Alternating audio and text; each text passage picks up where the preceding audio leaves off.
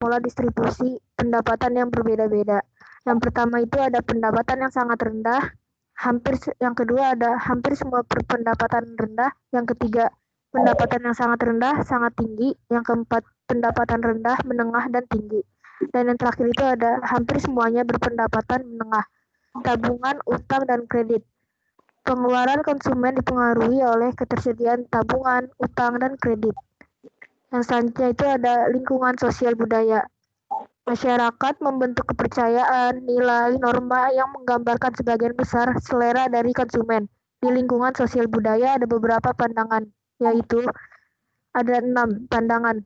Yang pertama ada pandangan tentang diri sendiri, pandangan tentang orang lain, pandangan tentang organisasi, pandangan tentang masyarakat, pandangan tentang alam, dan pandangan tentang alam semesta. Keteguhan nilai budaya inti yang tinggi. Pemasar mempunyai peluang untuk mengubah nilai sekunder, tetapi hanya mempunyai sedikit kesempatan untuk mengubah nilai inti. Yang selanjutnya ada keberadaan subdaya. Setiap masyarakat mengandung subbudaya atau subkultur, kelompok yang berbagai nilai, kepercayaan, dan perilaku yang timbul dari pengalaman atau keadaan yang khusus. Selanjutnya, Catherine. Selanjutnya, yaitu ada lingkungan alam. Kerusakan lingkungan alam menjadi masalah global yang utama. Ada kekhawatiran besar tentang gas rumah kaca di atmosfer akibat pembakaran bahan bakar fosil, tentang penipisan lapisan ozon akibat zat kimia tertentu dan pemanasan global, dan tentang semakin langka air. Environmentalisme korporat adalah pengakuan akan pentingnya masalah lingkungan yang dihadapi perusahaan dan pengintegrasian masalah-masalah itu ke dalam rencana registrasi perusahaan. Lingkungan teknologi. Semua teknologi baru adalah kekuatan penghancuran teknologi. Transistor melukai tabung vakum. Stereografi melukai bisnis kertas karbon. Otomatis melukai kereta api, dan televisi melukai surat kabar. Alih-alih berpindah ke teknologi baru, banyak industri lama yang menolak atau mengabaikannya, dan bisnis mereka menurun. Inti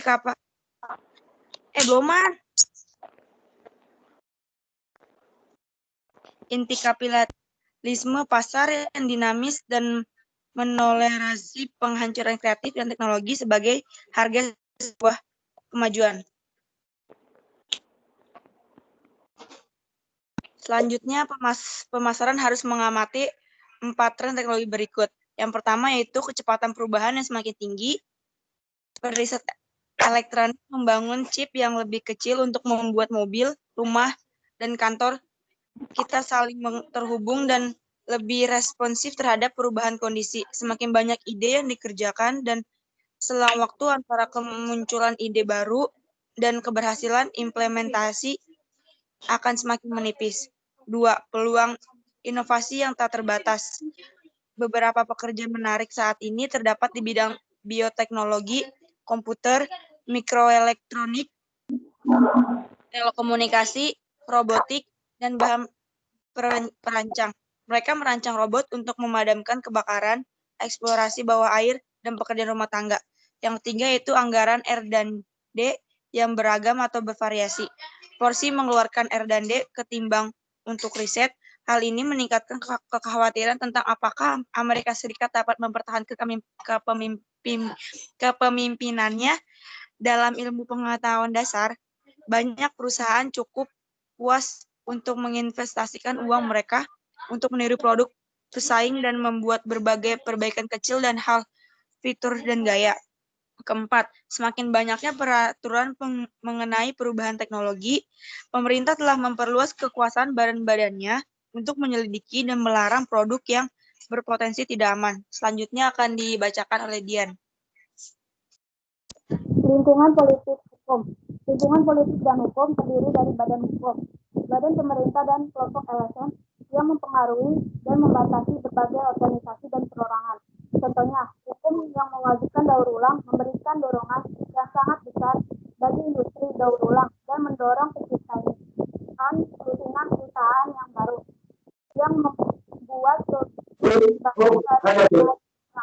Peningkatan pengaturan.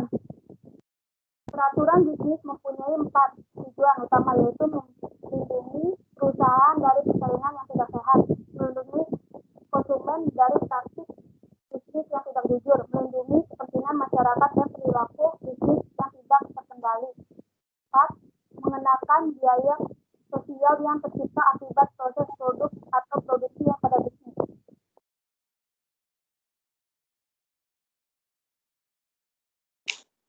Sudah, Pung. Sudah. Baik, terima kasih kepada kelompok 2 yang sudah menyampaikan presentasinya. Sekarang kita masuk kepada diskusi. Dimulai dari kelompok 14 yang dari belakang. Ayo. Siapa itu kelompok 14?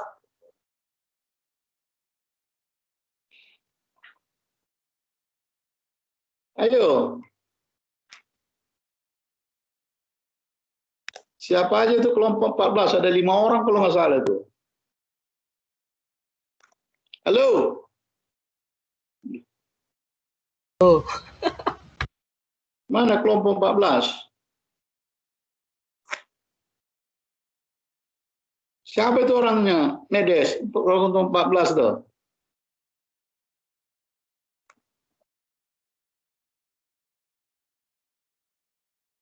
Bentar, Opung, lagi cari. 13 dulu, 13. Ayo 13. 14 itu ada Maulana, Rizky Ramadan, Catur, sama Sari, sama Petra. Ya kalau nggak salah ada 5 apa itu? Iya, 5 orang, Pung. Ya, semangat satu pun nggak ada yang hadir. Iya, bentar lagi cari, Opung. Lagi cari kemana? Emang buronan apa? Kelompok 13 saya dulu, kelompok 13. Yohana, Devanti, Ardito, Mita. Siapa itu kelompok 13? Nggak ada juga. Ada, Pung. Yohana, Devanti, Ardito, sama Dita. Mana orangnya? Siapa namanya? Yohana, Devanti, Ardito, sama Mita. Siapa yang udah bisa dihubungi itu? Si Yohana? Yohana kayaknya ada ya? Mana ada? Itu juga ada. Ayo.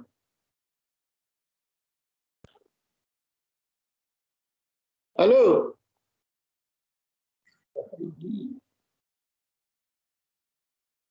Ini pada nggak ada yang kuliah apa gimana? Ardito ada, Pak, di sini, Pak. Yohana juga. Ayo Yohana.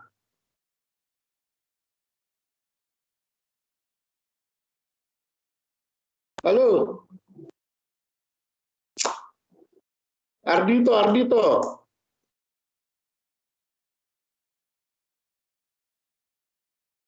Cari pertanyaan. Ya Ardito. Sabar, Pak. Nah, bikin apa yang kau diskusikan dengan kelompok 2?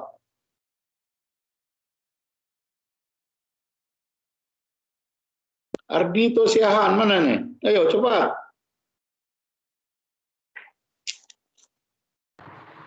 Sabar, Pak. Belum dapat, Pak, pertanyaannya, Pak. Belum dapat. Emangnya kabur apa pertanyaannya? Kelompok 12. Iya, Pak. Saya mau nanya. Siapa kelompok 12 kau? Nama saya Meisela, Pak. Dari 12 ya? Iya. Sela. Iya. Saya mau nanya. Kan salah satu lingkungan makro perusahaan adalah kekuatan politik. Nah, Yes. coba jelaskan pengaruhnya terhadap penyusunan strategi perusahaan tersebut. Terima kasih. Ayo kelompok 2 itu mengenai kekuatan politik. Coba tuh kelompok 2 tuh.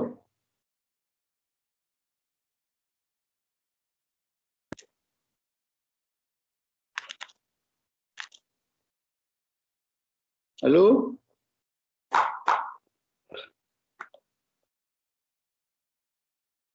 Mana nih kelompok 2? Pedro?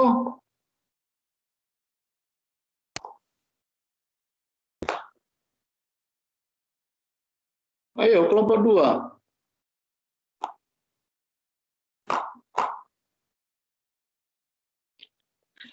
Kalau di negara kita ini ada nggak kekuatan politik? Nah, di kelompok Pak, 2. malahan paling terdepan politik, Pak. Contohnya apa kalau di Indonesia coba? Contohnya, tapi kalau dalam masalah semua masalah sih Pak pasti terkait dalam politik, Pak. Iya kan, kekuatan politik katanya itu dulu ke situ. Jadi kalau di negara kita misalnya PDIP, bagaimana dengan PDIP itu? Di mana? Dia sebagai kekuatan politik terbesar di negara ini. Ada nggak benar dia bisa mempengaruhi masalah kebijakan-kebijakan misalnya di negara ini? Halo? Halo? Kacau ini. Halo, Pak. Ya. Ayo, cepat, jangan lama-lama. Gimana?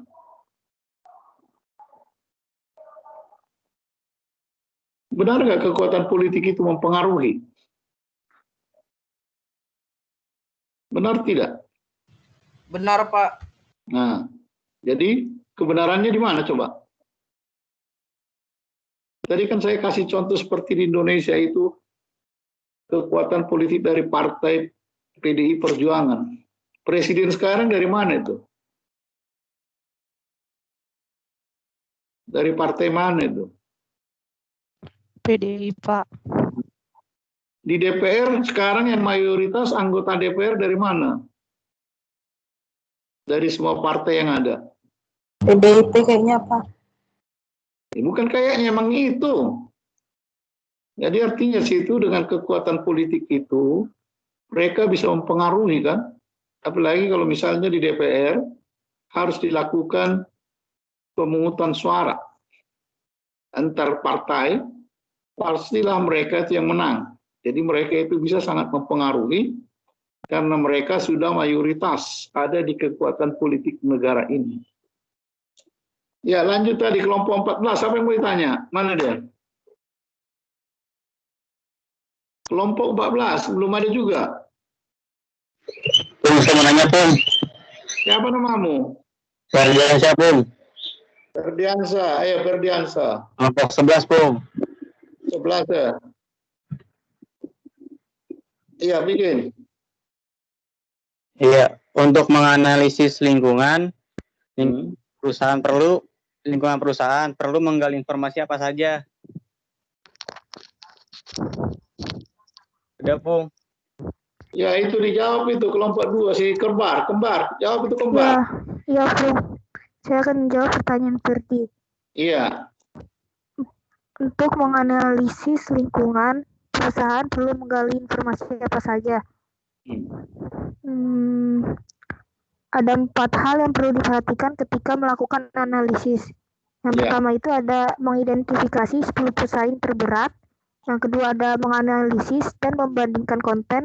Yang ketiga ada menganalisis struktur SEO mereka. Dan yang terakhir itu identifikasi apa yang perlu ditingkatkan. Sudah, Pak. Jadi dikatakan tadi di situ ada yang harus diperhitungkan dari lingkungan. Karena biar bagaimanapun, kita ini kan di dalam melaksanakan kegiatan pemasaran atau bisnis, kita sangat dipengaruhi oleh lingkungan. Artinya apakah lingkungan kita itu memang mau misalnya menggunakan apa yang kita pasarkan di tempat mereka. Tentu oleh sebab itu perlu kita lakukan dulu penelitian-penelitian terkait dengan itu agar kita di dalam pelaksanaan kegiatan pemasaran kita bisa berhasil dengan baik terkait dengan lingkungan yang kita hadapi di suatu pasar tertentu. Ya. Ya, Pung. Ya, siapa lagi tanya? Kelompok 14 tadi udah ada?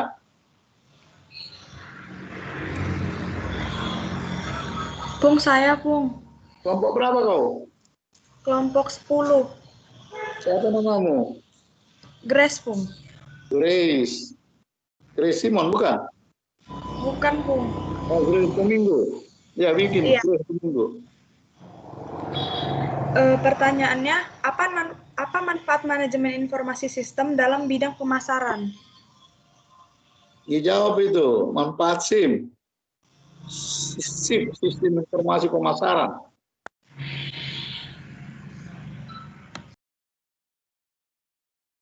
Ayo, kelompok 2. Itu kan yang kamu bahas, kan masa nggak bisa dijelasin?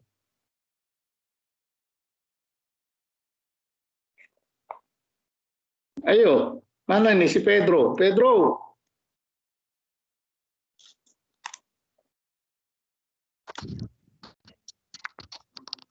Catherine dan Dian, mana ini? Ayo dijawab itu.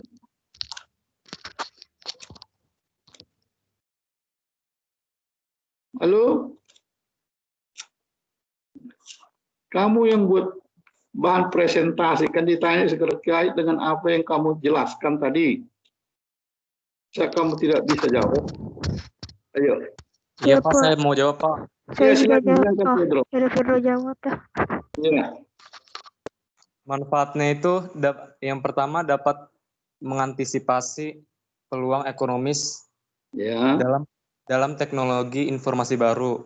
Yang kedua, dapat membantu menjamin kualitas dan keterampilan sumber SDA. Yang ketiga, memudahkan akses data yang telah disediakan secara akurat dan real time. Yang keempat, dapat mengembangkan perencanaan lebih maksimal. Dan yang kelima, membantu menganalisis pelaksanaan kebijakan program. Yang keenam, dapat memperbaiki produktivitas dan pengembangan. Gitu, Pak. Gimana, Grace? Saya, Pak. Ya, gimana di jawabannya? Iya, Pak. Udah dimengerti. Jadi artinya kita harus mengetahui banyak informasi, karena kita itu di dalam melakukan kegiatan pemasaran itu tidak hanya tergantung kepada satu informasi, misalnya jumlah pembeli atau jumlah penjual. Tetapi banyak hal yang perlu informasi yang kita peroleh, sehingga kita nanti akan lebih baik di dalam pelaksanaan kegiatan pemasaran kita. Lanjut. Saya Pak mau nanya. Kelompok berapa? Kelompok 4 Pak. Siapa namamu? Salma Opung. Salma? Ya Opung. Ya, Salma. Mengapa ketimpangan pada distribusi pendapatan dapat menghambat pembangunan? Terima kasih. Distribusi pendapatan menghambat pembangunan. Salwa akan menjawab pertanyaan Salma Opung. Ya? Saya akan menjawab pertanyaan Salma. Dijawab. Banyak ahli ekonomi yang mengatakan bahwa ketimpangan pada distribusi pendapatan dibutuhkan untuk memacu pertumbuhan ekonomi. Tanpa adanya iming-iming hasil yang besar untuk setiap usaha yang beresiko tinggi, para pengusaha tidak akan mau untuk berlomba untuk mendapatkan hadiah tersebut. Arthur Okun, seorang ekonom Amerika, berpendapat kalau sebuah kelompok masyarakat tidak mungkin memiliki keseimbangan sempurna sekaligus efisiensi sempurna. Harus ada yang dipilih dan harus ada yang dikorbankan. Namun demikian, peningkatan ketimbangan distribusi pendapatan akhir-akhir ini telah memicu pandangan baru terhadap masalah ini. Ketimpangan dapat menghambat pertumbuhan ekonomi jika masyarakat berpendapatan rendah mengalami masalah kesehatan karena gizi yang tidak seimbang, atau pendidikan yang rendah hingga akhirnya akan mempengaruhi produktivitas mereka. Selain itu, ketimpangan ini juga dapat menghambat kebijakan pertumbuhan ekonomi negara, seperti perdagangan bebas, karena negara tidak akan percaya diri akan kemampuan rakyatnya bersaing secara global. Sudah cukup jelas, Salma? Salma, Iya, Salwa. itu sama kembaranmu tuh. Iya, Gimana? jelas. Terima kasih. Jadi ketimpangan ekonomi itu akan mempengaruhi ya. Jadi kalau kita lihat misalnya seperti di Indonesia, banyak provinsi di Indonesia tapi tidak mempunyai tingkat pendapatan yang sama semua kan. Itu sebabnya ada daerah yang sudah maju, daerah yang terbelakang, dan lain sebagainya. Jadi oleh sebab itu harus diusahakan bagaimana peningkatan pendapatan atau tingkat ekonomi di suatu tempat agar mereka itu juga di dalam pembangunannya bisa lebih baik karena sudah mempunyai modal untuk melakukan pembangunan. Jadi kalau misalnya kita lihat seperti di Indonesia ini, yang kaya itu sebenarnya Papua. Tapi karena selama ini mereka itu tidak diberikan mengelola sendiri apa yang ada di bumi mereka, mereka itu menjadi tertinggal. Tapi kalau kita lihat sekarang sudah berubah kan? Mereka sudah bisa memajukan daerahnya dengan apa yang didapatkan oleh pemerintah daerah di sana, yaitu melalui pendapatan-pendapatan yang selama ini begitu banyak dikuras oleh orang lain. Ya. Lalu lanjut. Kelompok 5 Pung. Siapa kau? Johansen Evando. Johansen. Ya. Ya, Johansen. Evando. Itu kan lingkungan politik, penindakan peraturan. Itu biasanya tuh 5-5-nya. Ya, penggunaan 4 tujuan utama di lingkungan politik hukum.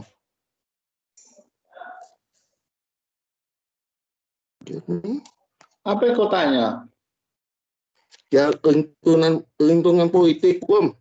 Lingkungan politik. Yang bawah hukum. Tadi itu kan ada 4 tujuan utama.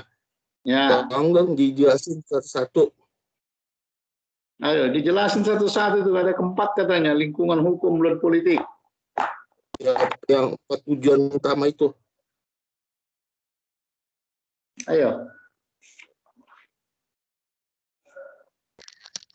Maaf, diulang pertanyaannya. Tadi itu kan lingkungan politik hukuman. Ada kan peraturan, penindakan peraturan. Yang 4 tujuan utama itu. Tolong dijelaskan dan apa artinya.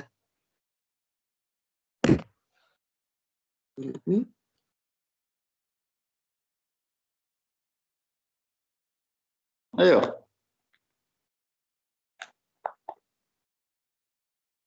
Ayo, kelompok 2 itu dijawab. Apa yang ditanya oleh saudara Johansen?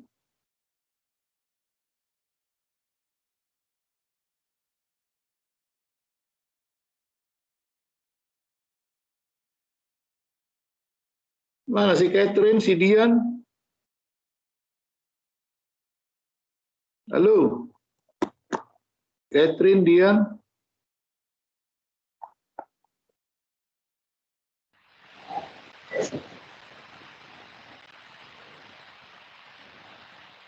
Ayo.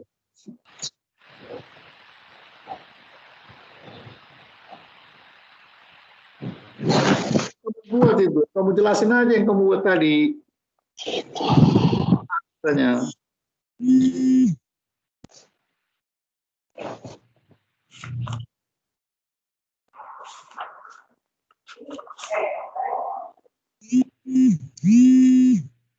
Ayo.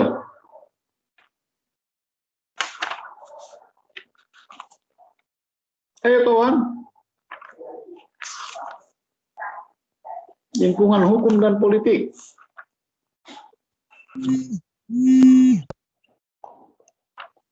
Ayo. Pedro. Dan teman-teman.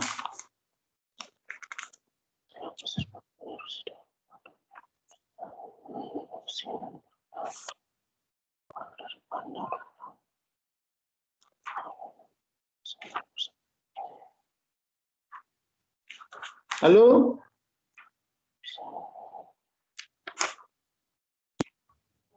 Iya, Pak, sebentar. Sebentar. Karena ada kamu buat itu. Kenapa kamu tidak bisa jelaskan lagi? Coba saya aja, Pung. Iya, coba bikinlah, Pedro. Lingkungan hukum dan politik katanya.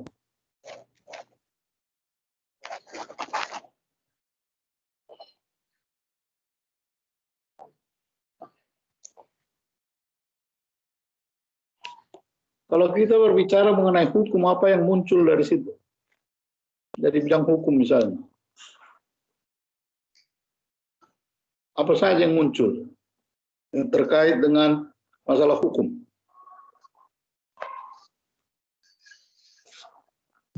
Bisakah masalah peraturan? Halo? Iya bisa Pak. Nah, jadi bagaimana dengan peraturan? Ini Aaron Pak, bukan Pedro. Kau Aaron ya, bantulah dulu mereka Aaron. Apa kira-kira yang bisa kau bantu kepada Pedro CS itu? Iya, kalau menurut saya kan yang tadi dijelaskan mengenai keempat peraturan bisnis mempunyai 4 tujuan utama kan Pak. Iya, hukum dan politik tadi. Ya, di sini kalau menurut pendapat saya yang pada poin pertama itu melindungi perusahaan dari persaingan yang tidak sehat. Oh kan, iya, itu peraturan kan. Terus? Pak itu kan bisa menjelaskan keempat itu kan Pak, keempat poin itu kan. Ya.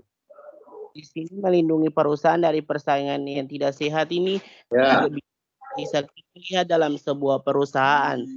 Kan banyak pesaing yang sekarang ini merajalela dalam banyak pesaing yang merajalela dalam sebuah dunia perusahaan.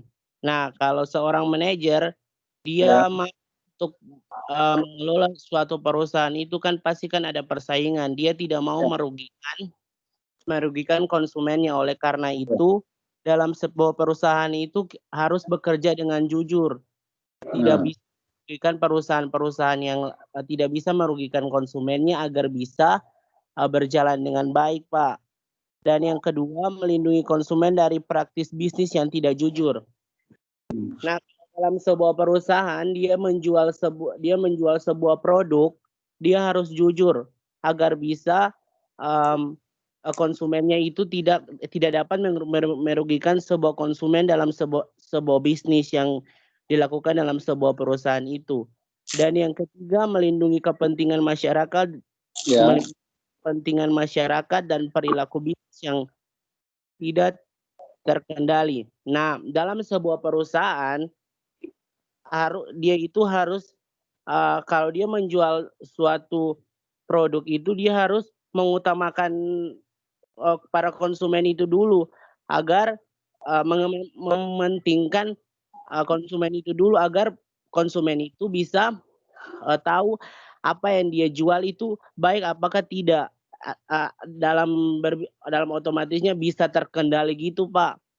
Dan keempat, mengenangkan biaya sosial yang tercipta akibat proses mengenangkan biaya sosial yang tercipta akibat proses produk atau produksi pada dalam sebuah perusahaan. Dia kalau menjual produk yang dia jual kepada konsumen harus memberikan jawaban tuh yang sesungguhnya terjadi agar proses itu bisa berjalan dengan baik. Nah, bisa berjalan dengan baik dan kedua belah pihak itu saling menguntungkan agar bisa berjalan sebuah produk yang ingin dijual dari dalam sebuah perusahaan tersebut.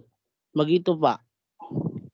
Jadi bisa dikatakan di sini adalah membuat peraturan atau ketentuan tidak membantu perusahaan di dalam pelaksanaan kegiatannya dan melindungi konsumen. Artinya di situ perusahaan kalau melakukan kegiatan harus ada ketentuan yang harus diikuti. Itu sebabnya kita lihat di dalam perusahaan memasarkan sesuatu produk seperti sekarang ini misalnya, akan tingkatan kualitas kan?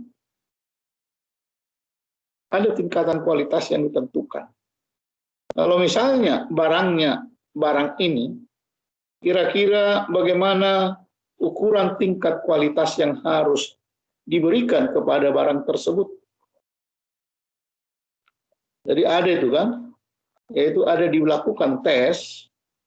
Jadi misalnya kalau sederhananya misalnya seperti di Indonesia, ada namanya barang itu halal atau tidak, harus ditentukan kan? Ada ketentuan yang mengatakan ini barang ini halal apa tidak. Kalau misalnya barang yang dijual tidak halal, harus dijual, dicantumkan di situ tidak halal, supaya orang yang merasa halal, tidak halal menggunakan barang itu tidak membelinya. Bagi orang yang merasa itu halal tidak juga dirugikan.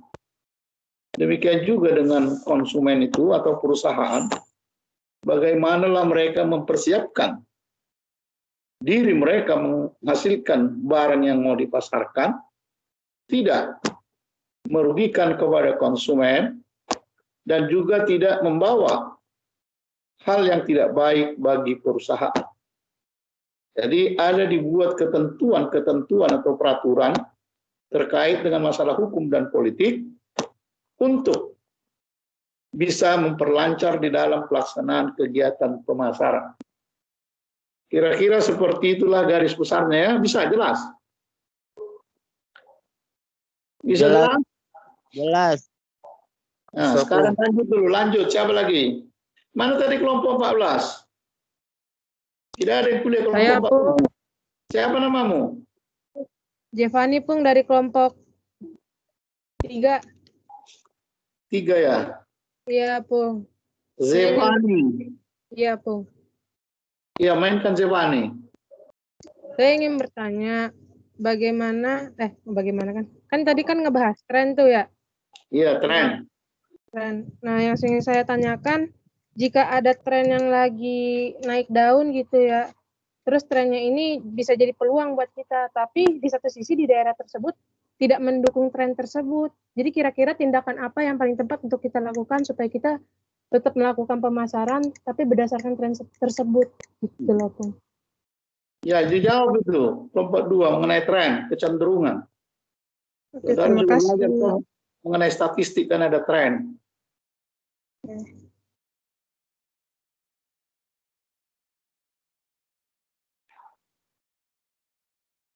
Silakan.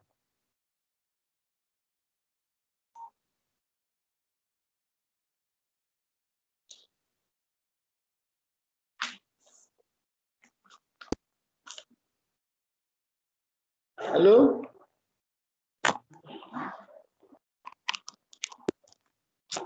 Ayo kawan.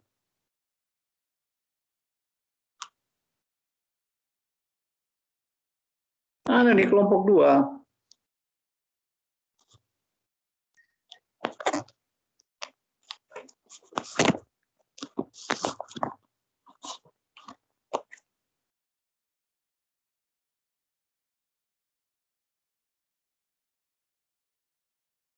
Catherine, mana Catherine? Si Catherine dari tadi belum kelihatan orangnya.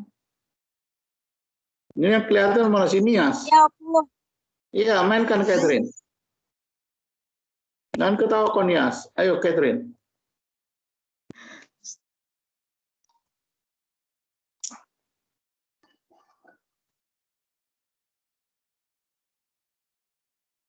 Ayo. Zevani boleh diulang nggak pertanyaannya? Tadi sinyalnya hilang-hilangan. Oh, hilang-hilangan. Beli sinyal loh. Iya, aku sinyalnya ini pertanyaan Zevani. Saya ulangi ya pertanyaan saya. Jika kita mengikuti sebuah tren, ya kan, tren nih, kita ngomongin tren ya kan, di dunia ini pastilah ada tren gitu ya kan. Tapi kita mau ngelakuin pemasaran itu berdasarkan tren tersebut gitu kan. Tapi di suatu daerah ini kayak nentang tren tersebut. Kita mau ngelakuin pemasaran di suatu daerah, tapi daerah tersebut tuh menentang trennya. Kira-kira langkah apa yang terbaik agar kita tetap melakukan pemasaran berdasarkan tren tersebut gitu. Terima kasih.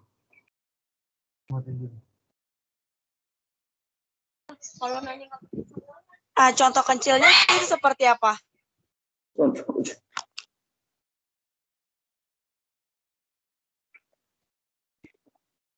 Seperti laptop. Zevani, contoh kecilnya itu seperti apa? Oke, contoh kecilnya seperti teknologi penggunaan handphone ya kan. Kita mau menyebarin handphone nih ya ke daerah-daerah yang ini apa namanya? Yang ibaratnya kurang lah untuk memajukan gitu ya kan. Nah, terus di daerah tersebut tuh kayak kental banget gitu loh, akan leluhur gitu adatnya atau apa. Jadi mereka tuh menentang setiap teknologi HP yang kita mau gitu loh. Jadi gimana caranya kita tuh mau memajukan gitu ya, melakukan pemasaran misalnya beli nih HP gitu ya kan lupa itu. Tapi di daerah tersebut kayak nolak gitu, mentang-mentang kayak teknologi itu nggak mau gitu loh. Itu gimana tuh langkah terbaik agar kita tetap mengasih tahu ini tuh teknologi yang bikin kita maju gitu loh. Tapi ya gitu intinya gimana cara kita menyadarkan dari diri sosial budaya mereka kalau ini sebenarnya adalah yang baik buat mereka. Paham nggak? Apa dijelasin lagi? Udah dijelaskan kembali Mas Zevani. Oh, Zevani Nauli apa kau? Mau? Mau Ren. Zevani Nauli mau Ren. Udah dijelasin di bawah itu Catherine. Boleh dibantu nggak, Pak? Siapa kau? Siapa? Jeremia? Siapa yang mau bantu? Silakan. Iya, Pak. Nah. Jeremia Siregar, Pak. Iya, bantulah Jeremia. Jadi gini kan, pertanyaan dari Jevanya itu bagaimana supaya HP tersebut terjual dengan mengikuti tren tersebut gitu. Tapi masyarakat di situ menolak segala jenis pemasaran di situ, baik teknologi. Yang pertama yang harus perusahaan lakukan, yang pertama itu kita jangan langsung meluncurkan tren yang beredar di luar sana ke daerah tersebut. Yang pertama itu kita harus terjun langsung ke lapangan, ke tempat desa tersebut, daerah tempat terpencil tersebut, untuk memberitahukan HP tersebut, baik kegunaannya, informasinya gimana gitu. Intinya kita pertama itu saling berkomunikasi dulu dengan masyarakat tersebut agar dari awal dengan berkomunikasi maka kedepannya dapat lancar gitu. Gitu sih Pak. Saya Pak. Ya dibantu, ditambah lagi ayo. Biar rame. Ya ditambah lagi. Ya. Ayo. Halo. Iya, ayo Ron. Tadi saya juga setuju dengan apa kata yang dibilang Jeremy, tapi saya bisa juga ini yang tadi Stefani bilang dalam sebuah perusahaan kalau pergi ke daerah-daerah terpencil, nah kalau mereka tidak setuju hal apa yang harus kita lakukan? Kalau memang apa yang mereka tidak setuju, berarti kita jangan lakukan dong, karena menurut mereka apa yang mereka tolak itu dapat merugikan diri mereka sendiri. Jadi intinya kalau yang seperti apa yang dikatakan Jeremy, jangan langsung turun lokasi. Jadi intinya harus berkomunikasi dulu. Kita sependapat dulu dengan orang yang punya daerah tersebut, bagaimana apa yang ingin kita terjun langsung ke sana, apakah lewat komunikasi dulu. Nah kalau memang dari situ mereka merasa kualitas yang kita tawarkan kepada mereka tidak pas atau tidak cocok dengan pemikiran mereka, ya udah kita nggak usah harus berusaha untuk memasarkan hal tersebut. Jadi intinya kita jangan turun langsung dulu, kita harus berkomunikasi dulu dengan desa-desa tersebut yang ingin kita pasarkan gitu Pak. Oke, saya mau nambahin, menurut saya Dodisman Harifan Iya, dari Nias ini ya, suara dari Nias, silakan. Iya Pak, ya menurut saya mendapatkan dua pokok masalah di sini ya, antara orang yang awam, daerah yang awam akan teknologi, atau daerah yang sudah mengenal teknologi tapi karena unsur kebudayaannya tidak mengizinkan teknologi masuk ke daerahnya gitu. Jadi benar dari kata-kata teman-teman semua, kalau harus ada pendekatan antara kita ke masyarakatnya, apabila masyarakatnya awam, maka kita akan memperkenalkan teknologi itu dengan cara kita gitu. Dengan cara kita memperkenalkan misalnya seperti kegunaannya, ini yang akan terjadi apabila teknologi ini masuk. Sehingga orang-orang setempat itu tidak awam lagi. Tapi kalau masalahnya tentang budaya, bertentangan dengan kebudayaan, saya rasa Tidak ada jalan keluar karena kenapa? Tidak mungkin suatu daerah itu menghapuskan budayanya cuman gara-gara teknologi tersebut. Karena di tempat saya sendiri masih ada wilayah-wilayah yang tidak mengizinkan teknologi masuk ke tempatnya, ke wilayahnya. Sedangkan daerah itu sudah tahu yang namanya teknologi. Jadi kita harus punya unsur pemilah antara masyarakat yang awam dan masyarakat yang sudah mengenal teknologi, tapi karena kebudayaan menolak adanya teknologi tersebut. Begitu aja. Gimana? Bisa sepakat semuanya dengan itu? Saya tidak, Pak. Hah? Saya tidak. Kenapa? Apa yang dikatakan Dodis, masa dalam sebuah budaya harus ditolak dengan teknologi? Apa alasanmu, Dodis? Gini, Ron, saya tidak berbicara semata-mata karena ini. Karena di wilayah saya ada orang itu mengenal teknologi, sangat mengenal teknologi. Bahkan ada yang sudah sarjana, ada yang sudah. Tapi orang itu mempergunakan teknologi, namun di luar wilayahnya mereka mempergunakan. Tapi kalau di dalam wilayahnya tidak ada yang namanya menggunakan HP dan segala jenis teknologi lainnya. Apalagi motor, masuk aja motor di wilayah tersebut, orang itu tidak menghidupkan motor gitu. Bakal mematikan motor, apapun itu. Apalagi boro-boro masuk HP, boro-boro masuk laptop. Motor aja, suara motor aja nggak boleh masuk di situ. Karena kenapa? Bukan karena awamnya atau tidak mengenal teknologi, namun karena sistem kebudayaannya memang seperti itu di situ. Jadi kita nggak bisa memaksakan kehendak kita harus berkekeh untuk merubah budaya itu. Nggak bisa. Kecuali kalau wilayah yang awam baru bisa kita ubah dengan cara kita sendiri, dengan pendekatan kita, bagaimana cara kita beradaptasi dengan lingkungan sesuai dengan visi misi kita untuk menawarkan produk yang akan kita pasarkan di wilayah tersebut. Gua mau tahu dong budaya di mana itu yang budaya yang bertentangan dengan teknologi, Dis. Gini, besok Gini Ron, besok lu pesan tiket pesawat ke Nias ke Bapak Matalu di wilayah saya. Nanti saya ajarin kalau mau ke situ gitu. Biar Pak, mungkin saya bisa tambahkan. Ya. Saya bisa tambahkan, Pak. Iman. Benar kata, saya Iman Setia Telombanua. Ya, ini juga dari Nias ini, silakan. Ya. Mungkin saya bisa tambahkan, Pak, mungkin segala sesuatu yang bertentangan dengan hukum itu memang kita tidak bisa sewena-wenanya. Artinya kita harus menempuh jalur hukum, baik itu hukum pemerintahan, baik itu hukum adat.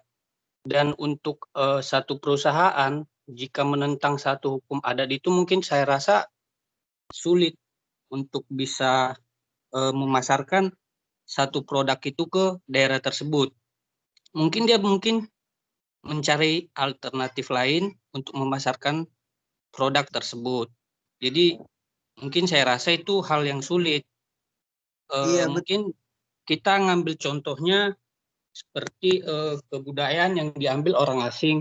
Ya pasti orang sekitar tersebut juga tidak dapat menerima secara langsung, bukan dibilang pemikiran yang kolot, bukan dibilang awam juga, tapi memang sudah aturannya gitu loh. Jadi aturan itu dibuat bukan untuk dilanggar, aturan itu dibuat untuk dipatuhi gitu loh. Jadi ya mungkin saya ambil contoh yang kemarin di peristiwa di daerah Danau Toba ya, yang gubernurnya melarang buat pemotongan hewan begini segala macam, tapi kan itu semacam masyarakat setempat menolak gitu loh.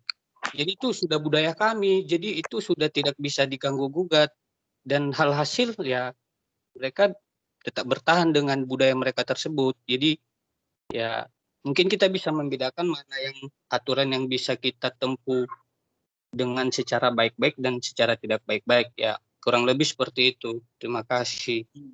Betul, makanya jadi menurut saya jangan gara-gara kita kepentingan pribadi kita untuk memasarkan barang kita bisa menghapus sebuah kebudayaan dalam suatu wilayah. Nggak bisa, kita nggak bisa memaksa itu. Karena kenapa? Budaya itu leluhur loh. Sekalipun orang itu udah pintar sekali tentang teknologi, tapi kalau dia masih punya rasa empati dan simpatinya tentang kebudayaannya, dia nggak bakalan mau gitu. Boleh mempergunakan teknologi, tapi di luar zona yang budayanya masih melekat, yang masih menolak teknologi, itu aja. Kalau di luar zona masyarakat dia, otomatis kan dia tersebut udah melanggar aturan yang dibuat oleh adat mereka sendiri. Bisa gini maksudnya boleh mempergunakan misalnya nih Nias, ada Nias Barat, Nias Selatan, Nias Utara. Kalau di Nias Selatan tidak diperizinkan untuk mempergunakan teknologi, tapi ketika dia keluar dari Nias itu, Nias Selatan itu masuk ke Nias Barat bisa mempergunakan teknologi, tidak ada budaya seperti itu, ya fine. Setidaknya kamu menghargai. Di mana tanah dipijak, di situ langit dijunjung. Oke. Ini Jadi saya luruskan Iya. Pak ya. Pertanyaannya tadi kan itu ya, satu daerah yang dilarang satu teknologi tersebut mungkin dengan alasan mungkin belum jelas tadi pertanyaannya, mungkin dijelaskan kembali ya, mungkin karena faktor hukum adatnya, aturan budayanya. Tapi terlepas dari suatu daerah itu ya mungkin sah-sah aja. Tapi kan pertanyaannya tadi gini, bagaimana seorang perusahaan itu memasarkan produknya ke daerah yang tidak dapat dilarang. Dalam hal tidak dapat dilarang karena mungkin faktor budaya ya. Saya rasa itu tidak dapat karena itu sudah hukum adatnya. Ya hukum adat ya susah untuk ditempuh, dan terlepas dari daerah itu yang dijelaskan teman-teman barusan ya itu sah-sah saja saya rasa. Mungkin biar tidak kemana-mana substansi pembahasannya ya kita tetap di daerah yang dilarang itu aja dulu, jangan mana-mana dulu gitu loh. Oke, terima kasih. Oke. Baik, saudara-saudara. Jadi kalau misalnya kita ambil contoh seperti di Pulau Jawa ini sendiri, daerah Banten, kan ada yang namanya Baduy Dalam kan? Pernah dengar itu Baduy Dalam? Pernah, Bung. Pernah. Pak. Sampai saat ini dari zaman dulu mereka itu tidak mau menerima yang namanya listrik. Kemudian mereka itu seperti ada rasa keengganan kalau misalnya harus menggunakan alas kaki, apakah itu sendal atau sepatu. Kemudian mereka itu kalau berpakaian selalu warna apa? Orang Baduy itu selalu dia menggunakan warna hitam kan? Jadi memang mereka sudah mengetahui adanya teknologi itu. Karena mereka itu ada di Pulau Jawa sini, di daerah Banten. Tetapi budaya dari masyarakat di sana tidak bisa berterima dengan masalah adanya kemajuan teknologi, apakah itu misalnya dari awal soal listrik, soal penggunaan angkutan dan lain sebagainya. Itu sebabnya orang Baduy, kalau mereka itu pergi kemana-mana, selalu mereka itu berjalan kaki. Tidak ada mereka itu yang menggunakan angkutan atau kendaraan. Tetapi kalau mungkin mereka yang sudah keluar dari wilayahnya atau budayanya, artinya keluar dari tempat asalnya itu, mereka sudah mengikuti budaya yang ada di luar daerah mereka. Jadi untuk di daerah mereka sendiri, memang sulit bagi kita untuk memaksakan apa yang berlaku di luar daerahnya, kita masukkan ke daerah mereka. Jadi ada di situ yang namanya masalah lokalnya, apa yang sudah menjadi kebiasaan di lokal tersebut. Jadi kita tidak bisa memaksakan harus mereka menerima, tidak. Kalau itu yang kita lakukan, mungkin mereka itu akan berontak. Kalau sudah berontak berarti terjadi konflik.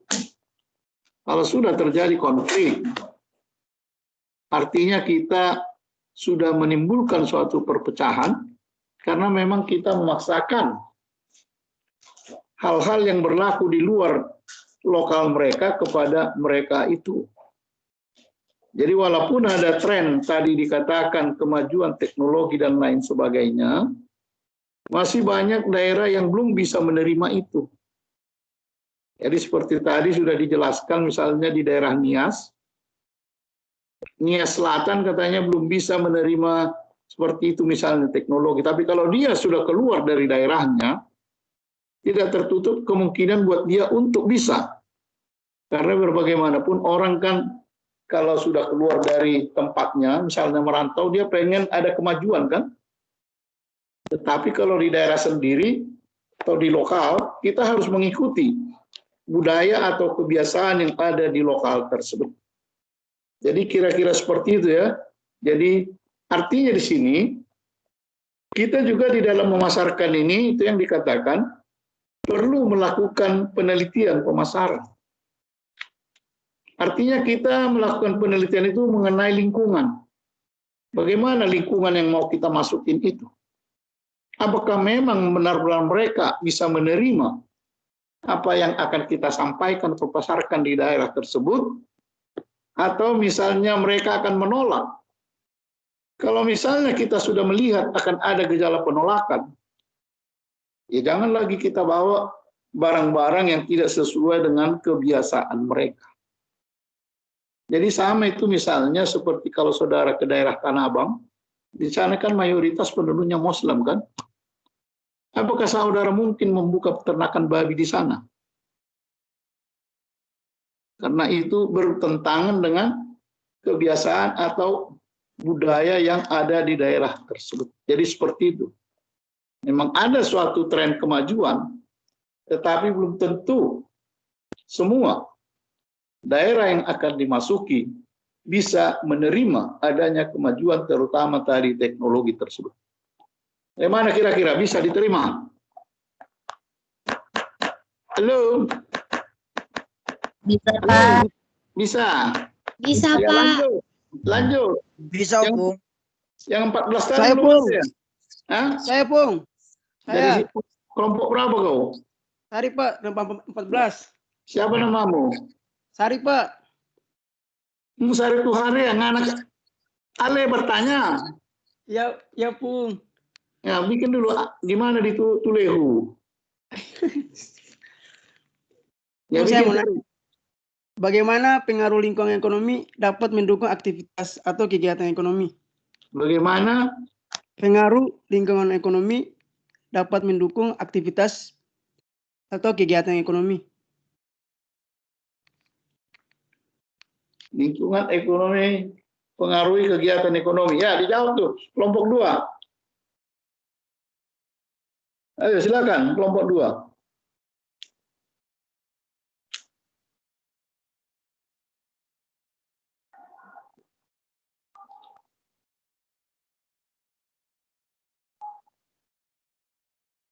Lingkungan ekonomi itu apa saja tadi saudara sebutkan? Coba dulu dari kelompok 2. Halo kelompok 2.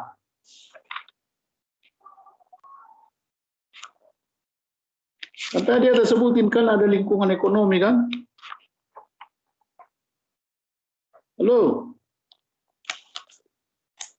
Halo? Ada ganti. Ada tadi lingkungan ekonomi. Halo. Kan ada tuh kan lingkungan makro utama lainnya misalnya lingkungan ekonomi. Ya, Bung, saya akan menjawab pertanyaan dari Sarip. Iya, jawab tuh si Sarip. Jangan nanti dia pulang kampung lagi. Ayo, jawab. Tadi soalnya itu pertanyaannya bagaimana lingkungan ekonomi dapat mendukung aktivitas atau kegiatan ekonomi. Iya, pengaruh lingkungan ekonomi katanya, terhadap lingkungan ekonomi. Pengaruh lingkungan ekonomi itu juga ada kaitannya dengan faktor produksi, distribusi, dan konsumsi. Dan apabila salah satunya tidak terpenuhi kegiatan ekonomi, maka tidak mampu berjalan maksimal. Dan jika lingkungan ekonomi sekitar memiliki keadaan yang baik, maka kegiatan ekonomi akan terlaksana dengan secara baik. Begitupun sebaliknya. Bagaimana, Sarip? Bagaimana, Tuharya? Makasih, Salwa. Baik, kalau di dalam buku dikatakan lingkungan ekonomi itu misalnya distribusi pendapatan. Apa maksudnya itu distribusi pendapatan? Apa kira-kira maksudnya itu? distribusi pendapatan. Saudara sudah belajar kan mengantar ekonomi makro kan? Halo? Halo? Iya, Pak. Nah, coba dijelaskan lagi. Distribusi pendapatan, satu dari lingkungan ekonomi. Artinya masyarakat yang ada di suatu tempat, sama Pak semuanya tingkat pendapatannya.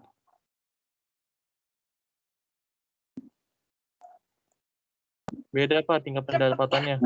Jadi beda gimana? Di suatu daerah itu, apakah semuanya orang kaya? Tidak Pak, tidak semua orang kaya. Nah, jadi ada dikatakan tadi bagaimana distribusi pendapatan itu.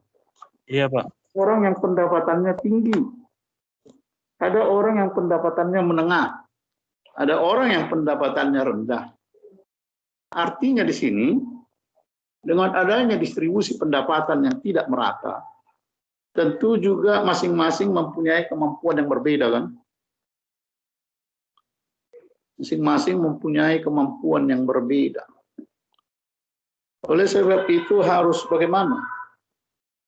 Artinya kalau kita mempunyai tingkat pendapatan yang rendah, ya tentu kita tahu dirilah apa yang harus kita beli sesuai dengan tingkat pendapatan kita. Demikian juga kalau kita mempunyai tingkat pendapatan yang tinggi, mungkin kita bisa lebih leluasa di dalam mendistribusikan atau mengkonsumsi sesuai dengan pendapatan yang ada pada diri kita. Jadi yang namanya distribusi pendapatan itu akan berbeda-beda antara orang yang satu dengan yang lain, sehingga mereka juga mempunyai kemampuan yang berbeda di dalam melakukan pembelian. Jadi oleh sebab itu kita juga sebagai pemasar harus bisa melihat ini. Kira-kira yang kita masukin itu bagaimana tingkat pendapatannya. Kalau misalnya saudara masuk ke daerah pertanian yang tingkat pendapatannya mungkin katakanlah menengah ke bawah, apakah mungkin saudara menjual di situ barang-barang yang mahal? Bagaimana? Apakah mungkin saudara membawa di situ memasarkan barang yang harganya mahal? Kalau itu yang saudara lakukan, sampai botak pun saudara barang tersebut tidak akan laku. Itu sebabnya kita harus melihat bagaimana situasi atau keadaan lingkungannya. Misalnya mengenai tingkat pendapatan. Jadi kita sesuaikanlah harga atau barang yang kita bawa dengan tingkat harganya dengan tingkat kemampuan dari konsumen yang ada di tempat tersebut.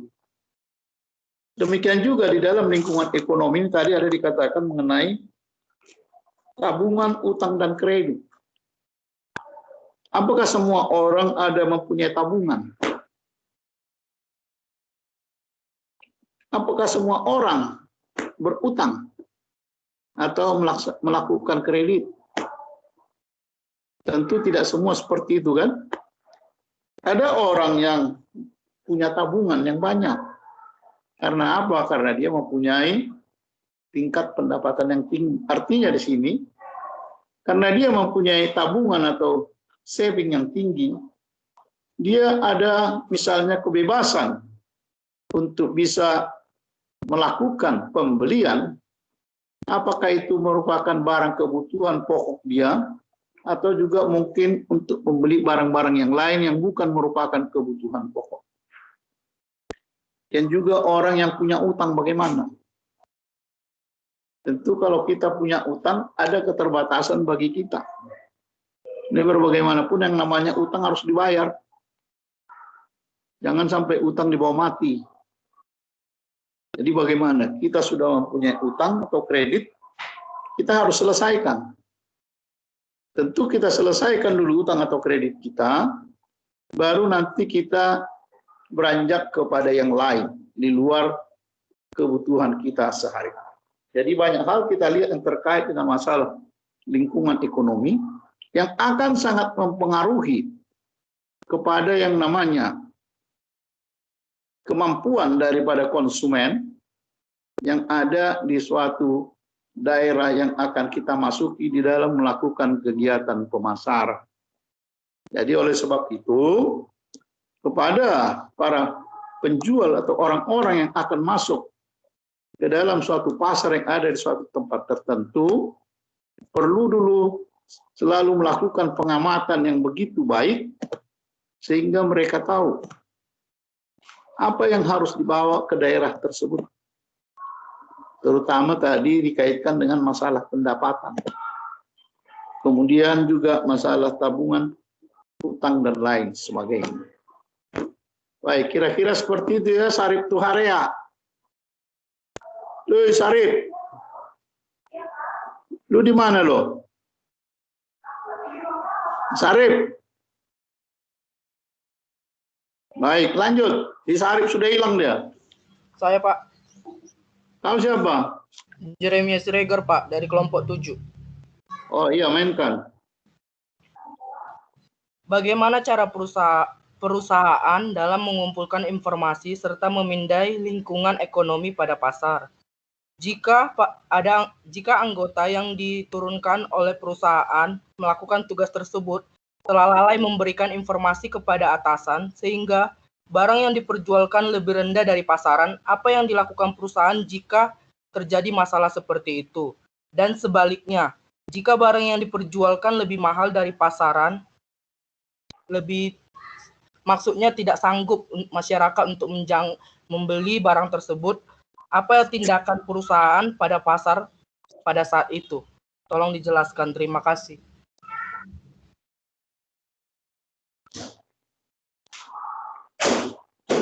Ayo kelompok 2. Ayo dijawab itu. Ini kelompok 2 udah tidur ya, si Salwa. Mana Salwa?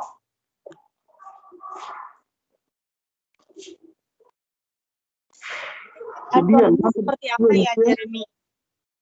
Siapa yang jawab? Ayo, pertanyaan saudara Jeremy.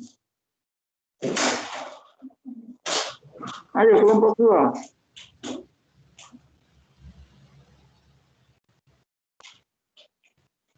Ayo. Contohnya seperti apa, Jeremy? Jadi gini, jika kan dalam perusahaan pasti menurunkan anggotanya untuk memindai lingkungan ekonomi pasar, sehingga nanti anggotanya tersebut memberikan informasi kepada atasannya agar barang yang diproduksi perusahaan tersebut diperjualkan pada masyarakat. Jadi jika pada anggota telah lalai memberikan informasi kepada atasan, sehingga kelalaiannya itu dapat membuat barang tersebut diperjualkan jadi lebih rendah, sehingga perusahaan tersebut bagaimana sih jika barang tersebut diperjualkan lebih rendah, bagaimana tindakan perusahaan jika barang tersebut dijualkan rendah? Dan sebaliknya, jika barang tersebut dijual lebih tinggi sehingga masyarakat tidak mampu membelinya, itu bagaimana sih tindak perusahaan agar barang tersebut terjual gitu, laku pada masyarakat gitu? Langkah apa sih diambil gitu? Terima kasih.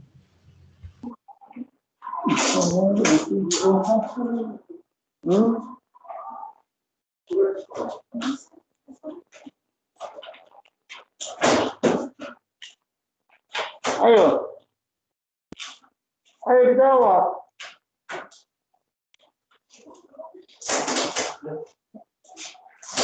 Itu udah.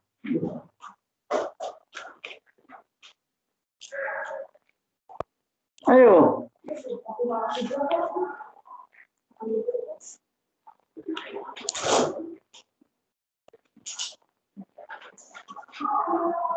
Baik, saudara-saudara, di sini kita berbicara mengenai informasi. Apa gunanya dilakukan pencarian informasi pemasaran? Ini,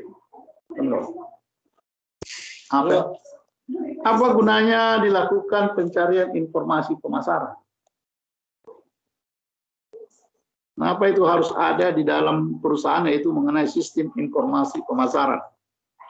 Itu dulu saudara jawab. Kelompok 2 mana? Halo?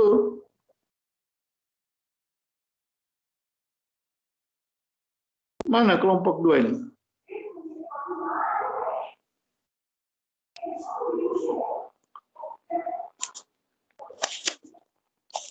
Kalau misalnya saudara sendiri pergi ke sebuah toko, apakah langsung saudara misalnya langsung membeli? Semuanya kah orang yang pergi ke toko akan langsung membeli? Halo? Halo kawan-kawan? Ya, Pak. Gimana? Dijawab itu pertanyaan si Jeremy. Bagaimana?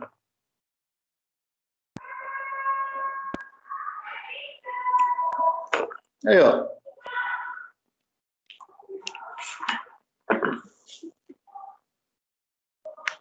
Halo. Mana nih kelompok 2-nya nih?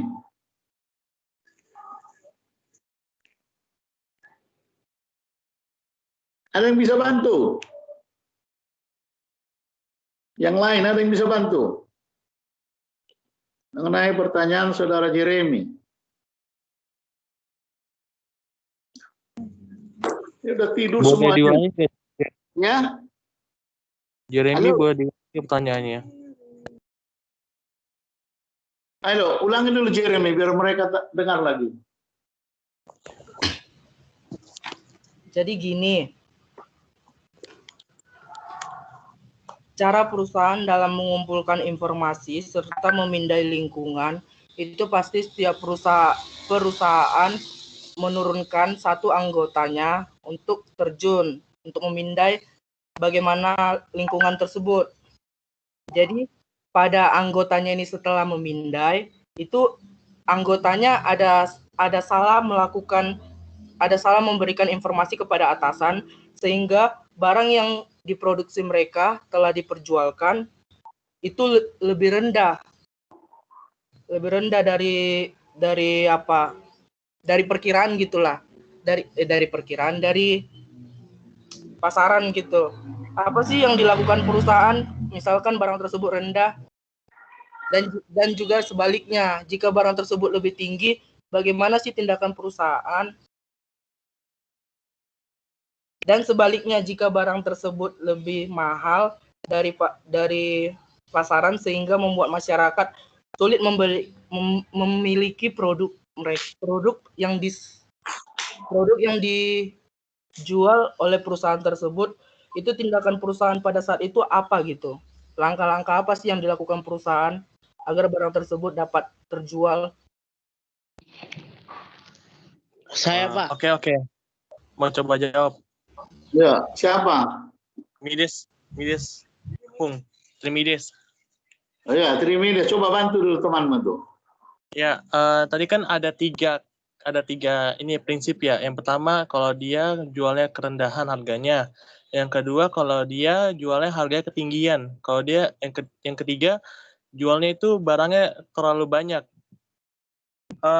Kalau menurut saya sendiri, tindakan perusahaan itu yang pertama, ini kan udah terjadi ya. Istilahnya ini udah terjadi secara langsung kan, yang dimana perusahaan tidak tahu, ini cuma bentuk data yang tadi disampaikan. Nah, kalau yang dijualnya secara rendah atau dijual secara ketinggian, mungkin dievaluasi. Mungkin perusahaan akan mengevaluasi.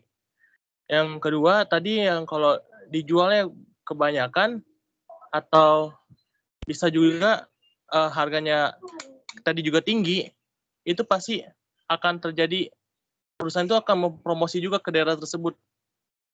Jadi kalau mereka udah terjadi nih melakukan penjualan jual beli, pasti ya mau nggak mau itu harus terima resikonya sendiri.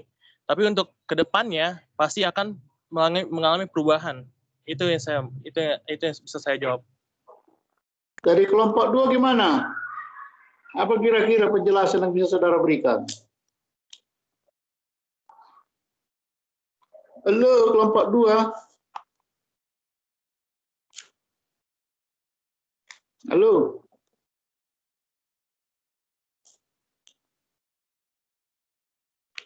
Kalau saya tanya misalnya, kenapa perusahaan harus membuat bagian sistem informasi pemasaran? Untuk apa itu? Untuk apa itu adanya bagian sistem informasi pemasaran di dalam perusahaan? Untuk apa kira-kira itu? Coba, agar konsumen bisa mengetahui itu, Pak. Agar konsumen bisa mengetahui barang yang dijual dalam sebuah perusahaan. Jadi yang pertama bukan mengetahui barang yang dijual. Pertama yang pencarinya adalah informasi dulu. Informasi mengenai bagaimana kemampuan daya beli di suatu pasar. Itu perlu buat kita kan? Informasi itu kan? Kenapa itu perlu buat kita? Supaya kita jangan melakukan kesalahan di dalam pelaksanaan kegiatan kita. Sebab kalau misalnya kita tidak cari dulu informasi mengenai suatu pasar atau tempat, kita tidak tahu nanti apa yang harus kita bawa ke pasar tersebut, berapa harganya dan lain sebagainya. Sama seperti waktu saudara masuk di UKIMI, ada nggak informasi yang saudara peroleh sehingga memutuskan untuk kuliah di UKIMI? Tentu ada kan? Sebab kalau tidak ada informasi itu mungkin saudara tidak datang di UKI di kampus Cawang nan indah ini. Mungkin saudara pergi kuliah di Universitas Boro-Boro sana. Jadi ada sesuatu informasi, demikian juga dengan perusahaan mengirim orang-orangnya untuk mencari informasi ke pasar supaya mereka mengetahui misalnya seperti tadi dikatakan di dalam lingkungan ekonomi bagaimana daya beli dari masyarakat yang ada di tempat tersebut. Artinya itu kita harus tahu supaya kita tidak salah di dalam membawa atau mau menjual barang apa yang harus kita bawa ke pasar tersebut. Jangan lagi kita bawa nanti barang-barang yang bukan merupakan kebutuhan utama mereka. Jadi perlu ada dulu informasi buat kita. Kemudian tadi dikatakan bagaimana kalau terjadi kesalahan. Kalau sampai terjadi kesalahan, berarti orang yang diturunkan untuk mencari informasi itu tidak mengerti dia apa yang harus dia lakukan. Jadi jangan sudah dia lihat di situ misalnya tingkat pendapatannya adalah UMR, tapi dia bilang ke perusahaan, oh di situ masyarakat di situ tingkat pendapatannya menengah ke atas katanya. Itu sudah salah kan? Mengapa itu harus kita ketahui? Karena kita akan menentukan misalnya soal harga, soal barang yang akan kita sampaikan kepada mereka.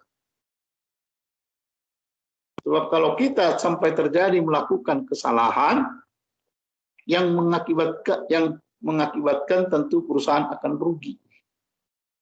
Jadi oleh sebab itu, yang namanya bagian informasi pemasaran itu harus benar-benar yang bisa disuruh untuk atau diberikan tugas yang bisa mengetahui dengan benar bagaimana sebenarnya keadaan di suatu pasar tertentu.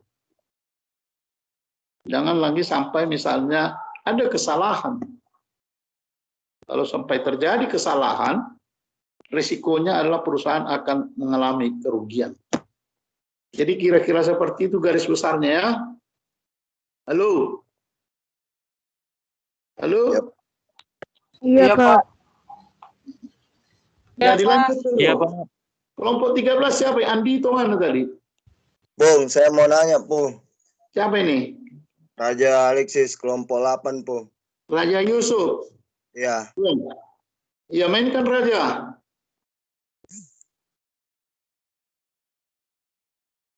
Apa pertanyaanmu, Cuk? Ya, Pung. Saya mau nanya, apa saja komponen-komponen sistem informasi pemasaran modern? Terima kasih.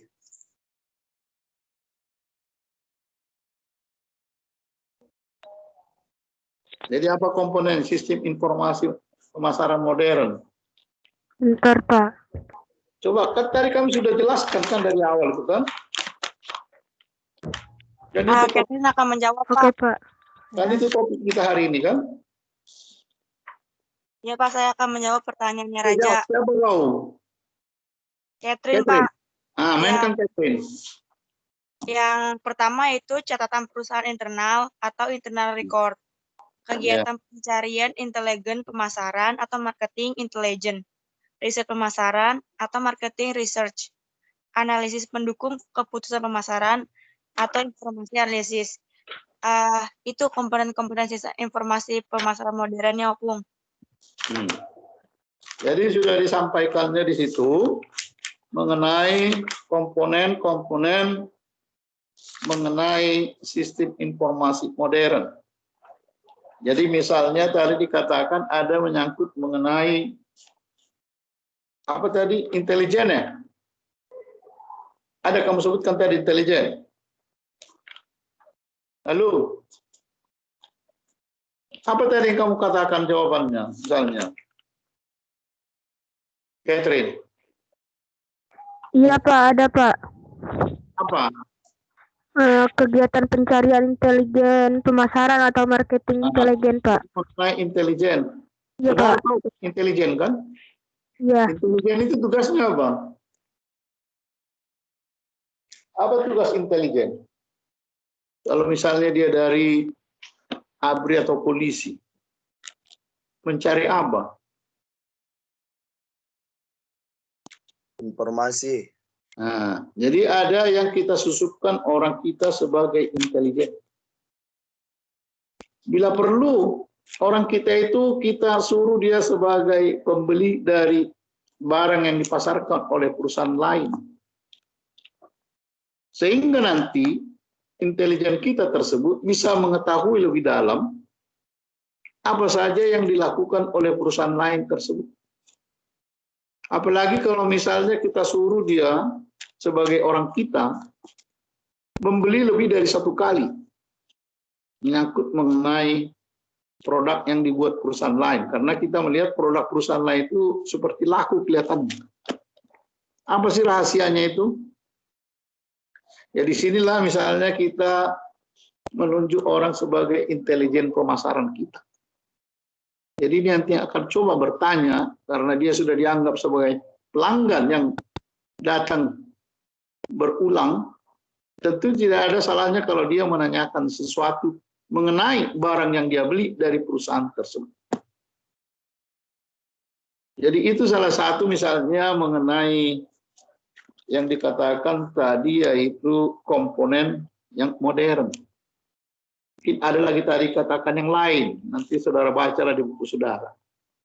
Jadi dengan adanya sistem intelijen tadi, kita bisa lebih banyak mengetahui, misalnya katakanlah sedikit banyaknya, mengenai rahasia apa saja yang dilakukan oleh sebuah perusahaan tertentu yang sebagai pesaing kita, sehingga mereka bisa lebih berhasil dari kita di dalam melakukan kegiatan pemasaran. Demikian juga di dalam hidup ini. Sering misalnya di dalam hidup ini kita mencari kan, apa sih yang dia lakukan sehingga dia mempunyai tingkat pendapatan yang lebih tinggi dari saya. Padahal kelihatannya sehari-hari sama aja kan. Tapi kenapa bisa dia lebih kelihatan makmur di dalam kehidupan sehari-hari? Tentu mungkin dia ada usaha-usaha sampingan. Ada pekerjaan sampingan di samping pekerjaannya yang dia lakukan sehari-hari. Jadi di sini kita lihat, kalau kita sudah melihat seperti itu, Bisa nggak ini menjadi masukan bagi kita supaya kita ini juga bisa mempunyai tingkat pendapatan yang sama dengan dia. Jadi katakanlah misalnya kita ini sebenarnya sama-sama pegawai negeri, sama golongan, berarti sama pendapatan. Tapi kelihatan di dalam kehidupan sehari-harinya, dia bisa lebih sejahtera dibandingkan dengan kita. Apa kira-kira penyebabnya itu? Bisa nggak kita lihat atau kita cari? Bisa nggak? Halo? Halo? Iya, Pak. Iya, Pak. Ini udah tidur semua kelihatannya nih. Enggak, Pak. Ini kelas ini ada hampir 60 orang ini. Kenapa jadi begitu kurang bergairahnya kelihatan berkuliah? Jadi itu kita lihat salah satu, bagaimana dengan intelijen itu, kita akan mengetahui apa yang dilakukan oleh seseorang, atau mungkin rahasia apa yang dilakukan oleh perusahaan pesaing kita, sehingga dia bisa berhasil dengan baik dibandingkan dengan perusahaan yang kita pimpin. Jadi di dalam hidup ini juga seperti itu. Kita tidak tahu kan, kita sama-sama kuliah di ekonomi. Tapi kita tidak tahu kan, orang lain itu mungkin mencari keterampilan lain di luar kuliah kan. Sehingga sebelum sampai kepada proses pembelajaran terakhir, dia sudah kelihatan punya income. Sedangkan kita, karena kita tidak ada keterampilan tertentu, kita hanya masih mengikuti kuliah, sehingga kita tertinggal jauh dari orang tersebut. Jadi oleh sebab itu, terkait dengan masalah informasi pemasaran ini, yang paling modern, apalagi sekarang, misalnya dengan adanya kemajuan teknologi. Semuanya bisa kita lihat kan? Bisa kita lihat melalui teknologi. Bagaimana keberhasilan yang namanya perusahaan. Coba kalau kita lihat misalnya perusahaan-perusahaan yang sudah go public di bursa. Perusahaan-perusahaan itu sudah memperlihatkan kan bagaimana laporan keuangannya. Di mana melalui laporan keuangan itu bisa nanti ada kelihatan laporan laba rugi. Perusahaan itu bagaimana? Tidak mungkin perusahaan yang rugi atau mengalami defisit akan masuk kepada yang namanya perusahaan yang go public. Kalau itu yang dia lakukan, orang tidak akan ada yang membeli sahamnya. Tetapi kalau kita sebagai perusahaan yang berhasil, kita membeberkan data kita kepada masyarakat umum, karena itu sudah melalui suatu namanya izin dari pihak pemerintah atau pasar modal misalnya, tentu orang akan tertarik kepada kita. Bahkan itu tidak tertutup kemungkinan akan meningkat dari waktu ke waktu mengenai harga saham yang dikeluarkan oleh perusahaan tersebut. Jadi demikian juga dalam pemasaran ini, kita harus bisa, katakanlah misalnya melakukan yang namanya pengamatan dalam rangka untuk mencari informasi, sehingga kita lebih banyak tahu apa yang dilakukan orang, sehingga orang tersebut bisa lebih baik atau lebih berhasil dari kita. Apalagi sekarang ini kan seperti dikatakan tadi, adanya kemajuan teknologi. Tidak perlu lagi kita harus pergi ke sana kemari. Buktinya sekarang kita belajar juga dengan teknologi kan? Tidak secara tatap muka. Karena keadaan. Tapi walaupun demikian, kita masih bisa bertemu secara daring dengan adanya penggunaan daripada teknologi. Gimana saudara-saudara? Bisa kira-kira diterima kalmu? Halo? Bisa, Pak. Bisa, Pak. Bisa, Bu. Jangan banyakkan diam lah. Baik, kelompok 13. Siapa tadi itu? Ardito, siapa itu? Pak, saya mau nanya, Pak. Kau kelompok berapa? Kelompok 13, Pak. Si Roma? Iya. Ya, main ke rumah. Pertanyaannya, apa keuntungan dan kerugian dari pengguna SIM bagi sebuah perusahaan? Sebutkan dan jelaskan. Dijawab itu. Apa kegunaan dan kerugian penggunaan sistem informasi pemasaran? Kira-kira seperti itu pertanyaannya.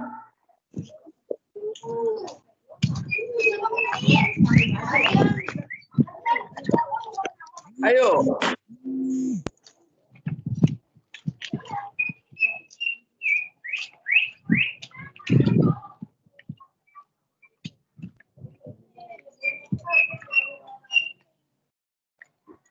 Meme. Ayo. Nabang, sini. Ayo dilakukan. Apa kira-kira pertanyaan? Ayo. Siapa itu? Mana? Saya Pak Pedro, Pak. Hah? Pedro, Pak. Ya, mainkan Pedro. Cuma satu lebar. Jadi kayaknya pertanyaan Roma ini lebih banyaknya ke ini, ke kelebihan. Yang pertama mungkin sebagai media pengambilan keputusan. Hah? Ya. Terima kasih. Iya. Jadi media pengambilan keputusan ini sangat penting untuk pemasaran juga dan si Atalia ya, Maria, oke. Oke, makasih. Yang kedua itu ada sebagai penyedia data. Karena informasi dituntut untuk memberikan atau menyediakan kepada perusahaan. Terus yang ketiga sebagai media komunikasi karena itu udah jelas kan Pak. Sistem informasi bertindak sebagai alat komunikasi pihak internal maupun eksternal. Terus paling kalau kekurangan banyaknya pengangguran Pak. Udah Pak.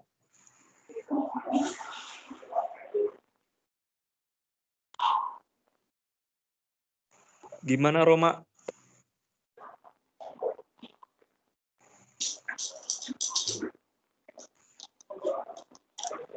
Bagaimana? Apa jawabnya? Coba dulu.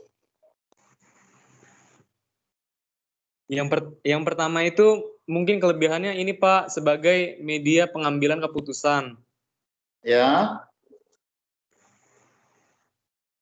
Jadi karena di dalam keputusan baik tidak dengan adanya sistem informasi kita langsung dapat mengetahui konsekuensi dari keputusan tersebut. Terus yang kedua itu sebagai media penyedia data. Yang ketiga sebagai media komunikasi, Pak. Terus kalau yang kekurangannya mungkin makin banyak pengangguran. Gitu. Maksudnya banyak pengangguran karena apa? Karena karena SIM ini ini Pak, apa sih iya sistem informasi semakin pesat Pak. Jadi mungkin SDM-nya berkurang jadi bertambah angka penganggurannya. Kenapa berkurang SDM? Karena adanya teknologi, Pak. Oh, jadi kalau sudah ada teknologi, sudah harus mengurangi juga. Iya, SDM-nya jadi berkurang, Pak. Orang-orangnya. Baik, jadi di sini dikatakan tadi mengenai komponen. Tadi saudara mengatakan dalam rangka untuk bisa memberikan masukan kepada perusahaan, agar perusahaan tidak salah di dalam melakukan pengambilan keputusan. Yang namanya pengambilan keputusan itu membutuhkan banyak informasi atau masukan. Apalagi kalau kita berbicara mengenai kegiatan di dunia bisnis.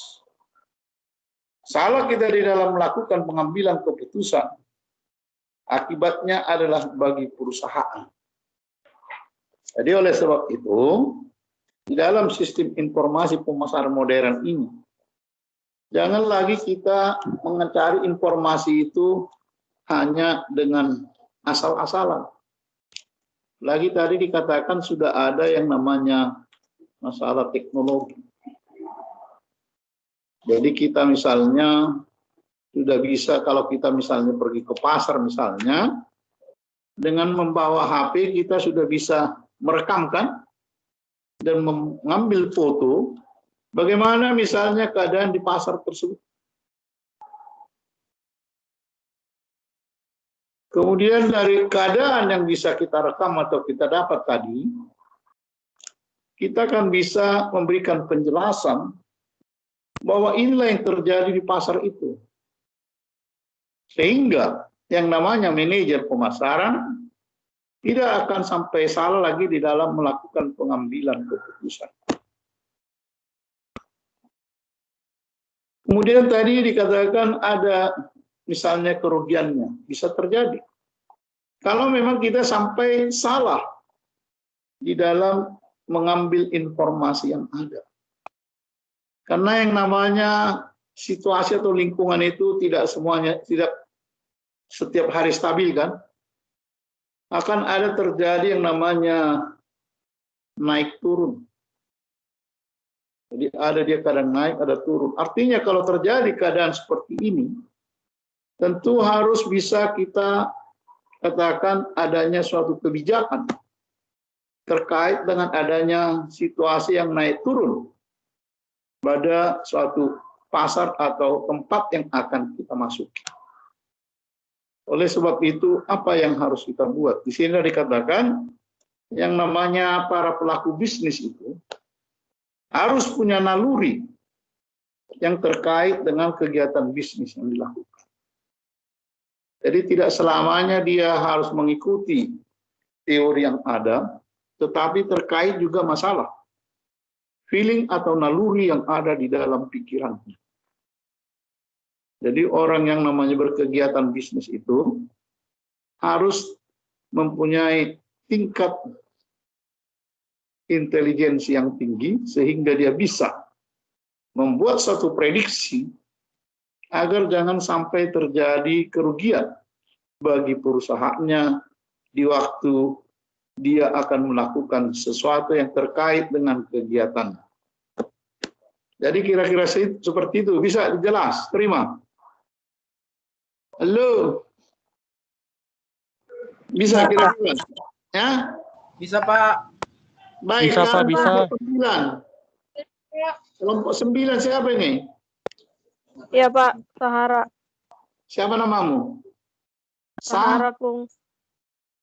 Kau nggak ada kelihatan orangnya. Sahara. Sahara, ya, Bung. Ya, Sahara berarti tinggal di Gunung Sahara ya? Enggak lah, Bung. Oh enggak ya, bikinlah Sahara. Oke, mau nanya, maksud dari panel penasihat pelanggan itu apa? Terus kenapa panel penasihat pelanggan itu masuk ke dalam langkah peningkatan kualitas intelijen pemasaran? Jadi penasihat pelanggan. Iya. Dijawab itu, dijawab. Kelompok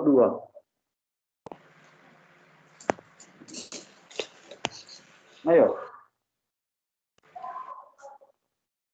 Ayo.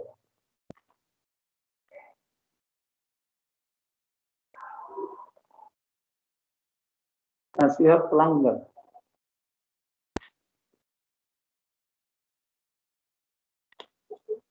Ayo. Ayo adik-adik.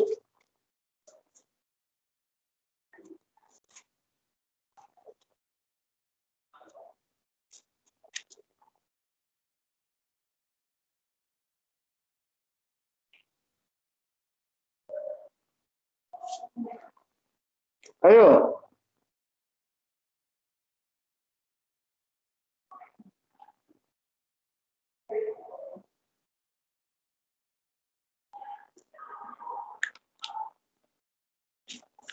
Ayo.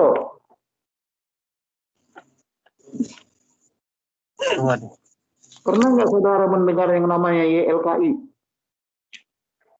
Pernah, Tahu, Pak. Hah? Pernah. Apa itu kepanjangannya itu? YLKI itu yang katanya itu ya, Pak, yang apa? YLKI yang apa? Yang mempunyai hak itu, Pak, yang hak paten, hak Bukan, lembaga kalau konsumen, ya, lembaga konsumen YLKI, Yayasan Lembaga Konsumen Indonesia. Indonesia. Iya, Pak, benar.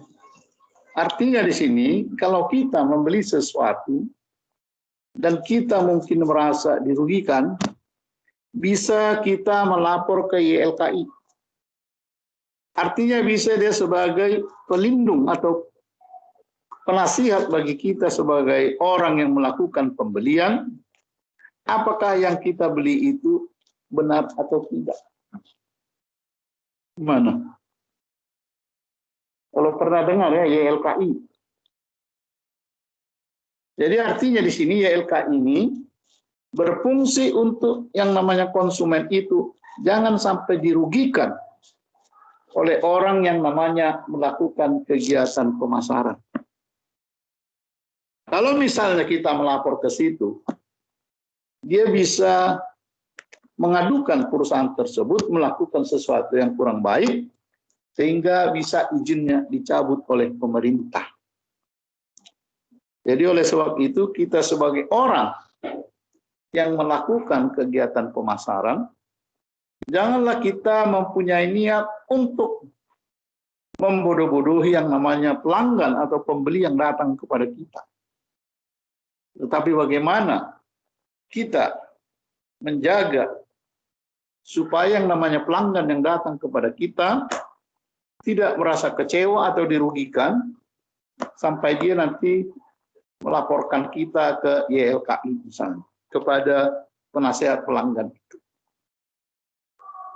Jadi ada hak bagi kita sebagai pelanggan atau konsumen melaporkan sesuatu yang diberikan oleh penjual kepada kita tetapi tidak sesuai dengan apa yang menjadi kebutuhan atau keinginan kita.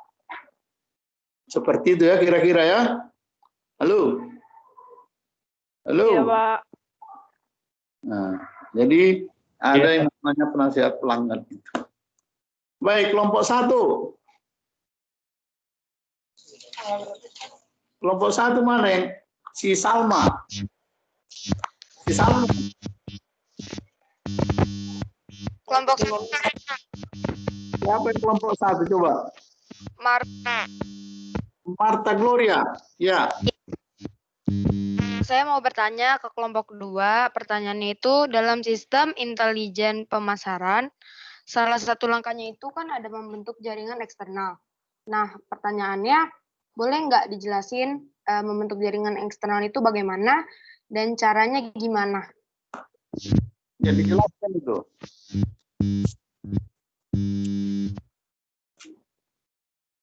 Bentuk suatu jaringan namanya.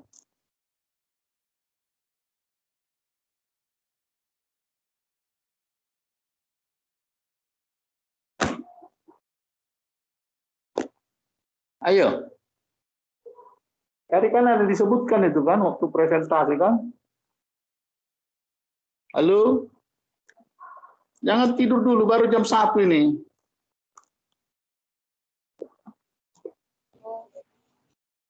Ayo coba dijawab aja, nggak apa-apa. Mau salah, mau apa, penting kita diskusi toh.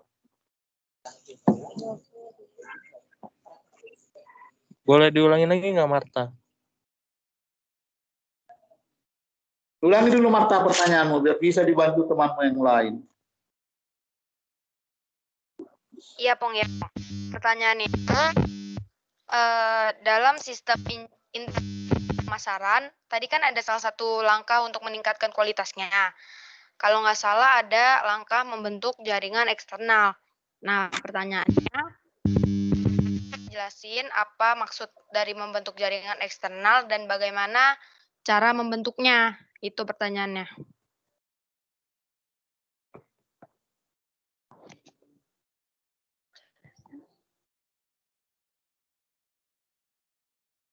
Sudah diulangi nggak? Jawablah. Bentuk panel apa?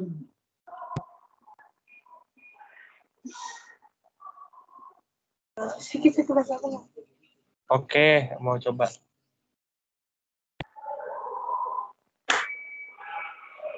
Baik.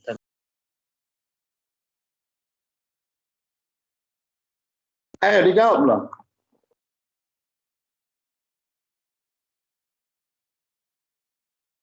Halo?